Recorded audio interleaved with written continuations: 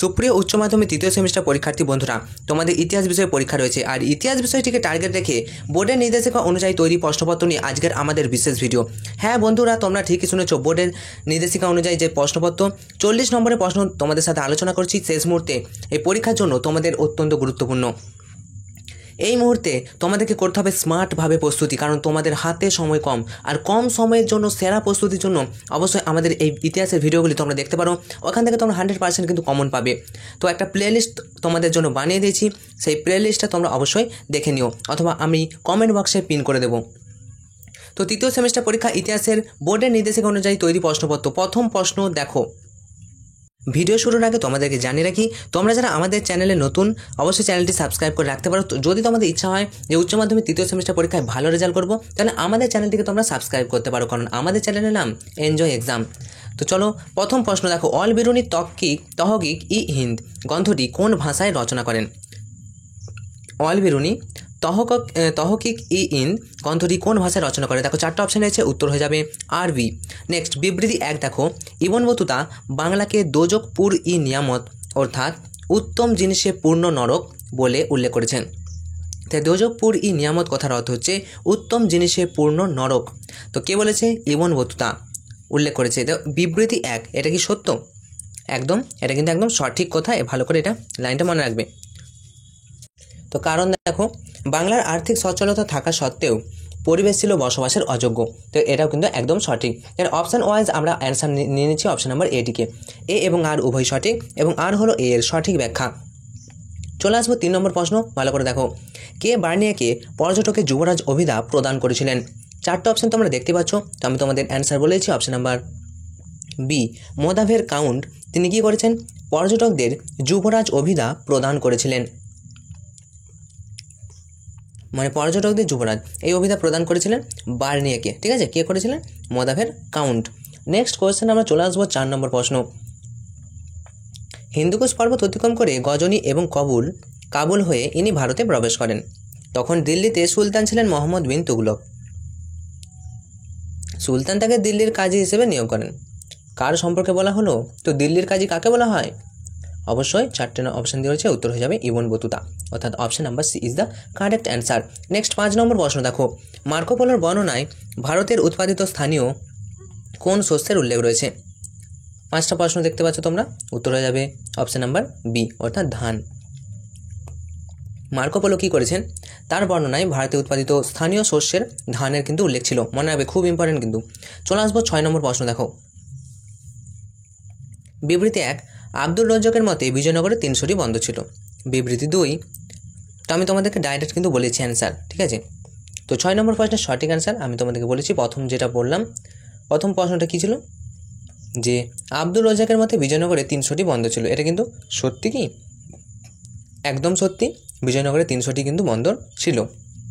এবার দেখো, এই বন্দরগুলির মধ্যে চীন, মালয়, ব্রহ্মদেশ, পারস্য, পর্তুগাল এবং আফ্রিকার সঙ্গে ব্যবসা বাণিজ্য চলতো। এটাও কিন্তু দুটোই সত্য, অর্থাৎ অপশান ওয়াইজ যদি আমরা অ্যান্সার করি, অপশান হয়ে যাবে অপশান নাম্বার সি। দেখো, বিবৃতি 1 এবং বিবৃতি 2 উভয়ই সত্য। চলে আসবো 7 নম্বর প্রশ্ন, কি বলছে দেখো। মধ্যযুগে ভারতে ভক্তি আন্দোলনে প্রসারের লক্ষ্য কী ছিল? দেখো, মধ্যযুগে ভারতের ভক্তি আন্দোলনে প্রসারের লক্ষ্য কী ছিল? 4টা অপশান রয়েছে, দেখো, উত্তর হয়ে যাবে অপশান নাম্বার ডি, হিন্দু মুসলিম বিরোধ হ্রাস করা। এই প্রশ্নটা কিন্তু বারবার পরীক্ষা আসে, তো ভালো করে দেখো। তা ভারতে ভক্তি আন্দোলনের প্রসারের লক্ষ্য ছিল হিন্দু মুসলিম বিরোধ হ্রাস করা। এটা কিন্তু মধ্যযুগের ভারতে ভক্তি আন্দোলন। তো আমাদের আগের একটা সেটেও কিন্তু আমরা এই প্রশ্নটা পেয়েছিলাম। চলে আসবো 8 নম্বর প্রশ্ন দেখো। দেখো, সুফিবাদের তত্ত্বগত বৈশিষ্ট্য হলো, সুফিবাদের তত্ত্বগত বৈশিষ্ট্য কী? আর উত্তর হয়ে যাবে 4টা অপশান তোমরা দেখতে পাচ্ছ। সুফিবাদ ভক্তি ও প্রেমের মাধ্যমে ঈশ্বর উপলব্ধি করা, এটা সুফিবাদের তত্ত্বগত বৈশিষ্ট্য ছিল। নেক্সট 8 নম্বর প্রশ্ন। রাজস্থানে যে ভক্তিবাদী সাধিকা রাধা নামে পরিচিত হলেন, তিনি হলেন কি? 4টা অপশান তোমরা দেখতে পাচ্ছ, উত্তর হয়ে যাবে মীরাবাই। নেক্সট, ভক্তিবাদের ফলে ভারতের ড্যাশের উদ্ভব হলো। দেখো, ভক্তিবাদের ফলে ভারতে কী হলো? উত্তর হয়ে যাবে অপশান নাম্বার ডি, আঞ্চলিক ভাষা ও সাহিত্যের কিন্তু বিকাশ ঘটেছে ভক্তিবাদের ফলে, ভাষা সাহিত্যের বিকাশ। নেক্সট 11 নম্বর প্রশ্ন। ভক্তি আন্দোলনের আদি প্রচারক কে? উত্তর হবে 4টা অপশান তোমরা দেখতে পাচ্ছ, উত্তর হয়ে যাবে রামানুজাচার্য। ঠিক আছে। তো রামানুজাচার্য, এটা হচ্ছে রামানুজ যুক্ত আচার্য, রামানুজ আচার্য। তো রামানুজ আচার্য ইনি হচ্ছেন ভক্তি আন্দোলনের আদি প্রচারক। নেক্সট 12 নম্বর প্রশ্ন, প্রদত্ত রেখাচিত্রে অনুল্লেখিত গ্রন্থ দুটি, মানে যেটা উল্লেখ নেই, দেখো ভালো করে শুনো। তুলসীদাস কিন্তু রামচরিতমানস লিখেছে, তাই তো? কৃষ্ণদাস কবিরাজ কী লিখেছে আর বৃন্দাবন দাস কী লিখেছে, এটা তোমাদেরকে জানতে বলেছে, মানে আমাদেরকে জানাতে বলেছে, তোমাদের কাছে জানতে চেয়েছে।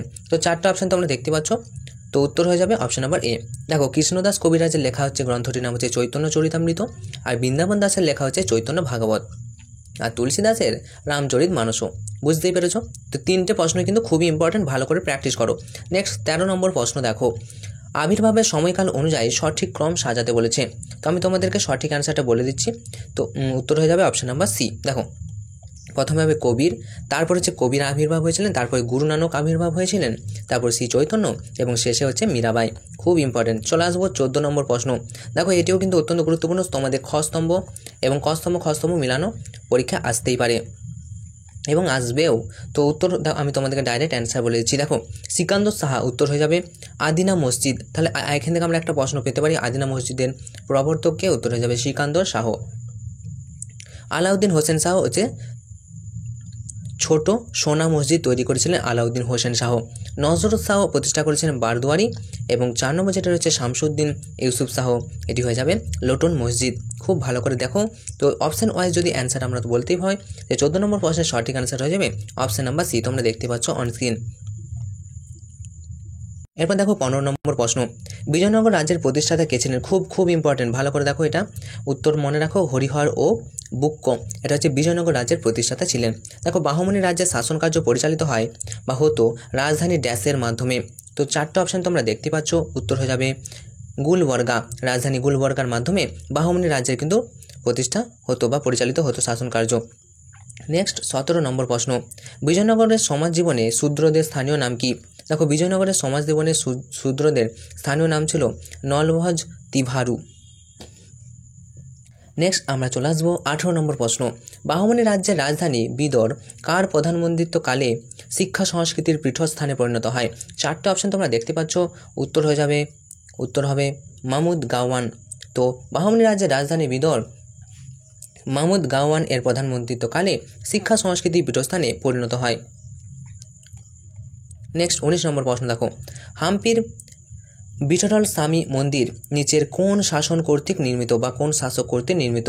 উত্তর হয়ে যাবে অপশন নাম্বার এ, কৃষ্ণদেব রায়। চলে আসবো 20 নম্বর প্রশ্ন, মোস্ট ইম্পর্টেন্ট, অমুক্ত মাল্যদা গ্রন্থের রচয়িতাকে? খুব ইম্পর্টেন্ট, ভালো করে দেখো। উত্তর হবে 4টা অপশন তোমরা দেখতে পাচ্ছ। উত্তর হয়ে যাবে অপশন নাম্বার ডি, কৃষ্ণদেব রায়। কৃষ্ণদেব রায় কিন্তু অমুক্ত মাল্যদা গ্রন্থের রচয়িতা। নেক্সট 21 নম্বর প্রশ্ন, ইন্দোচীনে উপনিবেশ স্থাপন করেছিল কারা? দেখো, ইন্দোচীনে কিন্তু উপনিবেশ স্থাপন করেছিল ফরাসিরা, মনে রাখবে। চলে আসবো 22 নম্বর প্রশ্ন, আমেরিকা ভেসপুচি উল্লেখিত নতুন বিশ্ব বা নিউ ওয়ার্ল্ড এর আবিষ্কারক কে? উত্তর হবে ক্রিস্টোফার কলম্বাস। ক্রিস্টোফার কলম্বাস কী করলেন? আমেরিকা ভেসপুচি উল্লেখিত নতুন বিশ্ব বা নিউ ওয়ার্ল্ডের আবিষ্কারক ক্রিস্টোফার কলম্বাস। নেক্সট 23 নম্বর প্রশ্ন, বাড়তি মূলধনের চাপই সাম্রাজ্যবাদের মূল কারণ বলে মনে করেন কে? উত্তর হবে জে এ হবসন, অর্থাৎ option number B is the correct answer. 24 নম্বর প্রশ্ন দেখো, সাম্রাজ্যবাদ হলো পুঁজিবাদের প্রত্যক্ষ সম্প্রসারিত রূপ, একথা কে বলেছেন? উত্তর হবে ভি.আই. লেনিন। পরে চলে আসবো 25 নম্বর প্রশ্ন, কোন অর্থনৈতিক ব্যবস্থায় মূলধনকে রাষ্ট্রের অধীনে আনা হয়? উত্তর হবে মার্কেন্টাইলবাদ, অর্থাৎ option number C is the correct answer. Next 26 নম্বর প্রশ্ন দেখো, কোন পুঁজি ব্যবস্থায় ঝুঁকির প্রবণতা বেশি থাকে? অবশ্যই শিল্প পুঁজিতে কিন্তু ঝুঁকির ব্যবস্থা বা ঝুঁকির প্রবণতা একটু বেশিই থাকে। নেক্সট 27 নম্বর প্রশ্ন, উগ্র জাতীয়তাবাদী তত্ত্ব প্রচারে ওয়েল্ড পলিটিক নীতির প্রবক্তা কে ছিলেন? খুব ইম্পর্টেন্ট প্রশ্ন, এটা কিন্তু বারবার তোমাদের সেটে আছে। ওয়েল্ড পলিটিক তত্ত্বের প্রবক্তা, বারবার বলছি, ভালো করে প্র্যাকটিস করো। তো উত্তর হয়ে যাবে তোমাদের 4টা অপশান তোমরা দেখতে পাচ্ছ এই মুহূর্তে। তো উত্তর হয়ে যাবে কাইজার দ্বিতীয় উইলিয়াম, অর্থাৎ option number D is the correct answer.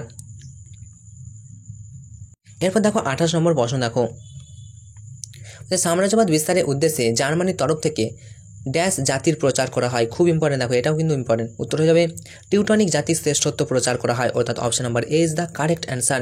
Next দেখো, ভারতের কোন রাজ্যে প্রথম ইংরেজরা রাজনৈতিক আধিপত্য প্রতিষ্ঠা করে? 4টা অপশন তোমরা দেখতে পাচ্ছ। উত্তর হয়ে যাবে বাংলা। ভারতের বাংলা রাজ্যে ইংরেজরা কী করেছিল, রাজনৈতিক আধিপত্য বেশি প্রতিষ্ঠা করে বা প্রথম প্রতিষ্ঠা করে। নেক্সট, চীনে আমেরিকার অর্থনৈতিক সাম্রাজ্যবাদ চালানোর নীতিকে ড্যাশ অদৃশ্য সাম্রাজ্যবাদ বলে অভিহিত করেছে। কে বলেছিল এটা? উত্তর হয়ে যাবে জওহরলাল নেহেরু। জওহরলাল নেহেরু কী বলেছেন, যে চীনে যে আমেরিকার অর্থনৈতিক সাম্রাজ্যবাদ চালানো হচ্ছে, তো এই নীতিকে অদৃশ্য সাম্রাজ্যবাদ বলা হয়, জওহরলাল নেহেরু বলেছে। 31 নম্বর প্রশ্ন দেখো, অনুন্নত জাতিকে সভ্য করার দায়িত্ব উন্নত জাতির, উক্তিটি কে করেন? উত্তর হবে জুলি ফেরি।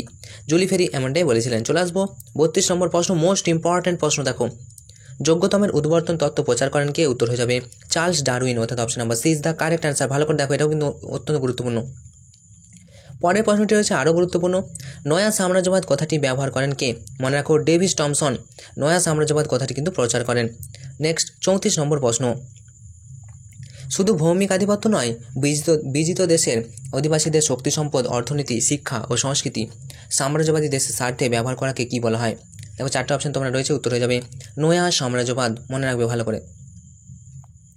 ইংরেজরা ভারতের প্রথম কোথায় বাণিজ্য কুঠি স্থাপন করে? 4টে অপশন তোমরা দেখতে পাচ্ছ, মনে রাখবে সুরাট। সুরাটে কিন্তু কী করে, ইংরেজরা প্রথম বাণিজ্য কুঠি স্থাপন করে। নেক্সট 37 নম্বর প্রশ্ন, পিটের ভারত শাসন আইনের দ্বারা গঠিত বোর্ড অফ কন্ট্রোলের সদস্য সংখ্যা কত ছিল? বোর্ড অফ কন্ট্রোলের সভাপতি কে ছিল? একটু কমেন্ট করে তোমরা জানাও, যদি জানো অবশ্যই জানাও। তো পিটের ভারত শাসন আইনের দ্বারা গঠিত বোর্ড অফ কন্ট্রোলের সদস্য সংখ্যা কতজন? উত্তর দেখো 36 নম্বর পর্যায়ে সঠিক অ্যান্সার হয়ে যাবে 4টে অপশন তোমরা দেখতে পাচ্ছ, কতজন ছিল সদস্য? উত্তর হয়ে যাবে অপশন নাম্বার সি, অর্থাৎ 6 জন। নেক্সট, ভারতের ব্রিটিশ শাসনে ইস্পাত কাঠামো বলা হয়, খুব ইম্পর্টেন্ট, এটাও কিন্তু বারবার মানে তোমাদের একটা ইম্পর্টেন্ট প্রশ্ন কিন্তু, ভারতের ব্রিটিশ শাসনে ইস্পাত কাঠামো বলা হয় কোন বিভাগকে? উত্তর মনে রাখবে আমলাতন্ত্রকে। নেক্সট, ভারতের স্থায়ী সেনাবাহিনী গড়ে তোলেন, এটাও কিন্তু অত্যন্ত গুরুত্বপূর্ণ রাখবে ক্যাপ্টেন স্টিনজার লরেন্স। ক্যাপ্টেন স্টিনজার Lawrence, option number B is the correct answer. Next 39 number প্রশ্ন, প্রথম সনদ আইন পাশ হয় কত সালে? এটাও ইম্পর্টেন্ট, উত্তর হবে 1773 খ্রিস্টাব্দে প্রথম সনদ আইন পাশ হয়। আজকে শেষ প্রশ্ন তথা 40 নম্বর প্রশ্ন, এটাও কিন্তু অত্যন্ত গুরুত্বপূর্ণ, ইজারাদারি ব্যবস্থা প্রবর্তন করেন কে? মোস্ট ইম্পর্টেন্ট, মনে রাখবে তোমরা এটা জানো, ওয়ারেন হেস্টিংস কিন্তু ইজারাদারি ব্যবস্থা কিন্তু চালু করেছিল। তো এই ছিল তোমাদের জন্য 40টা গুরুত্বপূর্ণ প্রশ্ন। শেষ মুহূর্তে অবশ্যই প্র্যাকটিস করে যাও, আর আমাদের যে সমস্ত প্রশ্নগুলি রয়েছে আরও আমরা 3 থেকে 4টি সেট কিন্তু দিয়ে দিয়েছি, সেই সেটগুলো তোমরা আমাদের প্লেলিস্ট থেকে দেখে নাও, ওখান থেকে ভালো করে প্র্যাকটিস করো, তোমরা ওখান থেকে 100% কিন্তু কমন পেয়ে যাবে। তো এই ছিল তোমাদের জন্য বিশেষ শেষ মুহূর্তের আপডেট, শেষ মুহূর্তের প্রশ্ন। তোমাদের পরীক্ষা ভালো হোক এই শুভকামনা জানিয়ে আজকের মতো ভিডিওটা এখানেই শেষ করছি। তোমরা ভিডিওটা অবশ্যই একটা লাইক করো, আর তোমার বন্ধুদেরকে একটু জানিয়ে দাও, ঠিক আছে, শেয়ার করে। তো enjoy exam, all the best.